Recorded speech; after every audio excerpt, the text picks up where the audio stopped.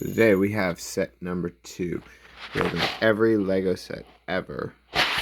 And this is the Magna Starship, set number 7673. We're going to be taking a better look and a full build today. Found this set in a bin I recently bought, and I originally found the cape for one of the Magna Guards and was super excited because I thought I knew what it was. And when I started finding the torso and legs, I became ecstatic and really hoped. And I found the one entire complete one and one partial one. So I am yet to find the rest of it. Still haven't finished going through the bin yet. I have not seen the other cape in there though, but this is else. So we're mostly focusing on one of every single Lego set ever, but I'm going to only focus on one figure at a time. With a set like this, especially because Magna Guards always are shown in 2, I will be trying to complete the other one of these, but going further, if a set has multiple of the same figure, I won't be trying to completely get every multiple of every figure I get. But with that, let's go ahead and let's start this build.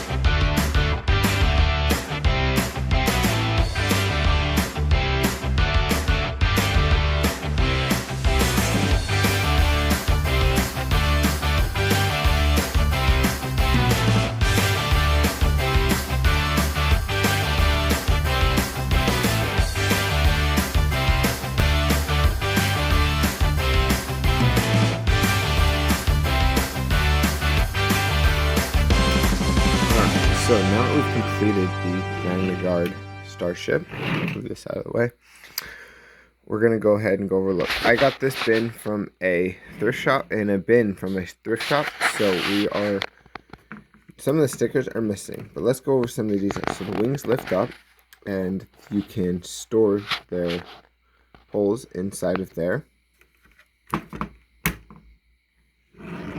We have some beautiful sticker artwork. These are unfortunately the only stickers that the set came with. The back opens up like so to release flick fire missiles. They're kind of difficult to launch in the way that they set them up, but it's still a really cool look for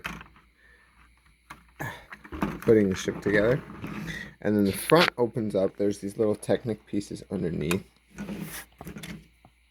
that you can literally just push forward, and the set opens up. So this has been my review on the Magna Guard Starship. Thanks for watching. Follow as we continue on our journey for every Lego set ever.